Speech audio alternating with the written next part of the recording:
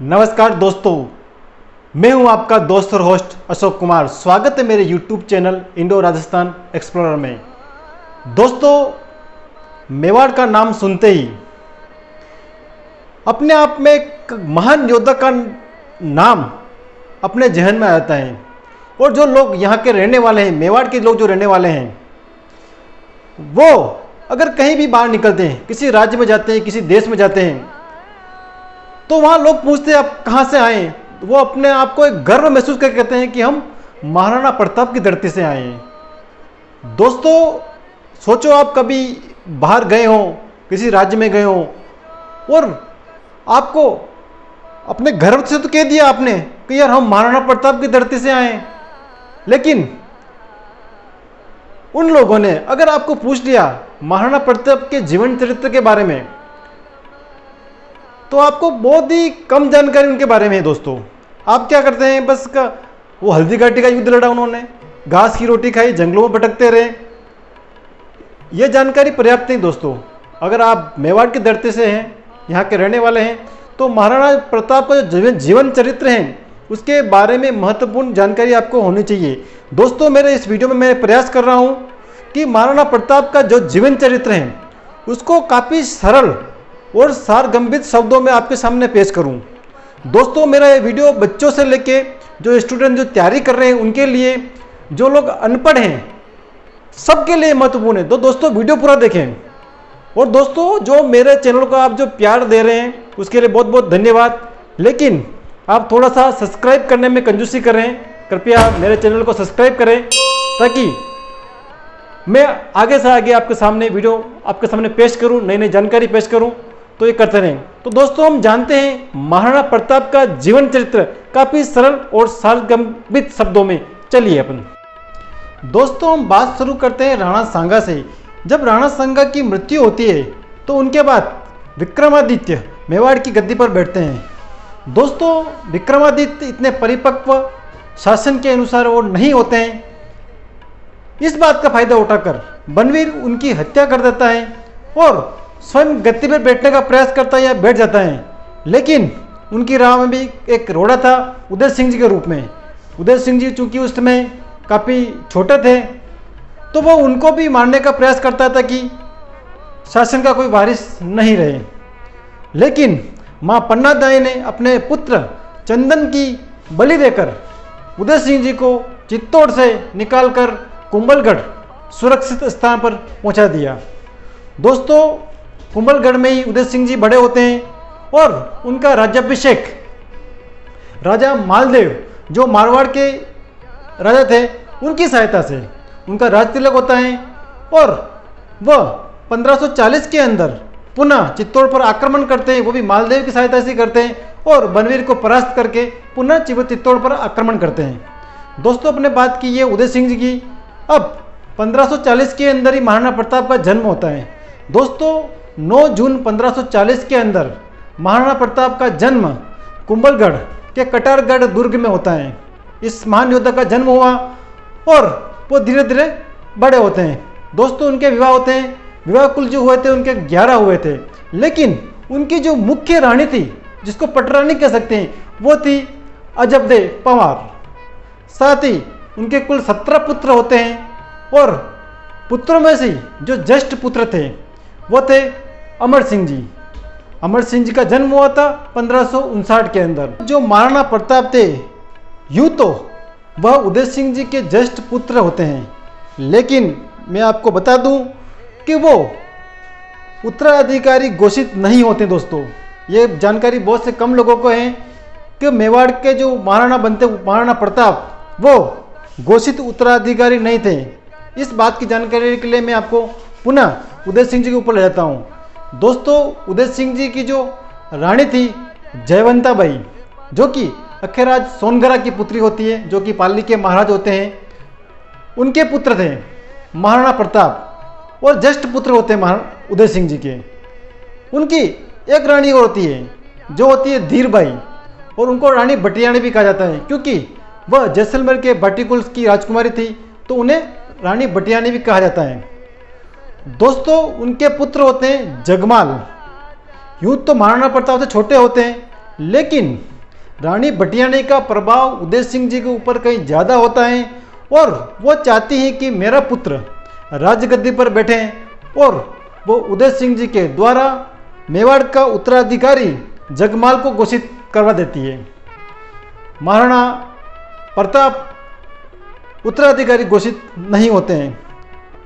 जब 28 फरवरी 1572 दोस्तों 28 फरवरी 1572 को होली का अवसर था। उस दिन उदय सिंह जी की मृत्यु होती है गोगुंदा के अंदर। गोगुंदा की मृत्यु होने के बाद उनका वहीं अंतिम संस्कार किया जाता है। वहाँ पे जो जगमाल उत्तराधिकारी घोषित था वो वहाँ पर नहीं पहुँचता है। वो उदयपुर में अपने राज तिलक की तैयारी कर रहा होता है। लेकिन महाराणा प्रताप की लोगों के बीच में, उमराव के बीच में, सरदारों के बीच में लोकप्रियता बहुत ज़्यादा थी। क्योंकि उदय सिंह जी ने उत्तराधिकारी जगमाल को घोषित किया, लेकिन जो सारे उमराव सरदार जो थे वो नहीं चाहते कि जगमाल मेवाड़ का उत्तराधिकारी बने या महाराणा बने। वह सब महाराणा प्रताप के पक्ष में थे, क्योंकि महाराणा प्रताप एक महान योद्धा थे और हर तरह से इस गद्दी के योग्य थे। तो वो उसी दिन, जिस दिन उदय सिंह जी की मृत्यु होती है 28 फरवरी 1572 को, उसी दिन गोगुंदा के अंदर ही महादेव बावड़ी के ऊपर महाराणा प्रताप का राज तिलक कर देते हैं। दोस्तों फर्स्ट जो राज तिलक होता है महादेव बावड़ी गोगुंदा के अंदर। दोस्तों ये एक बहुत ही सामान्य तरीका से उनका राज तिलक कह सकते हैं, बहुत ही कम लोगों की मौजूदगी में राज तिलक कह सकते हैं, वो वहाँ हुआ था। लेकिन इस राज तिलक का एक समारोह जो आयोजित करते हैं वो होता है कुंभलगढ़ के अंदर। कुंभलगढ़ के अंदर ही दोस्तों उस समय मारवाड़ के चंद्रसेन वहाँ आते हैं और उसमें शामिल होते हैं। दोस्तों मैं आपको याद दिला दूं कि चंद्रसेन के जो पिताजी थे मालदेव, वो उदय सिंह जी का जब राज तिलक होता है तब वो आते हैं और उनका जो पुत्र होते हैं चंद्रसेन जी वो पहुंचते हैं महाराणा प्रताप का जब राज तिलक होता है। बात ये हुई अब महाराणा प्रताप महाराणा बन गए। दोस्तों मैं बता दूं जब महाराणा प्रताप राजगद्दी पर बैठते हैं तो उस समय जो दिल्ली में शासन होता है वह अकबर का होता है। अकबर काफ़ी लोगों को अपने साथ मिला चुका था। यूँ कहें अपन की जो 1570 के अंदर नागौर दरबार लगता है उसमें काफ़ी रियासतों ने अकबर की अधीनता स्वीकार कर ली थी। सिर्फ मेवाड़ और मारवाड़ दो ऐसी रियासतें थी जिन्होंने अकबर की अधीनता स्वीकार नहीं की थी। दोस्तों उस समय अकबर द्वारा एक नीति अपनाई थी सुलग कुल की नीति।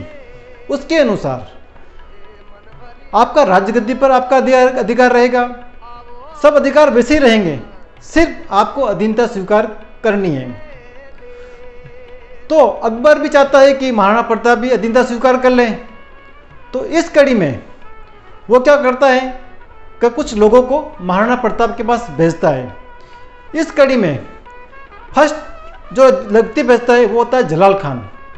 दोस्तों जलाल खान जो होता है काफ़ी बोलने में माहिर और यूँ कह सकते हैं कि किसी भी बात को मनवाने वाला था।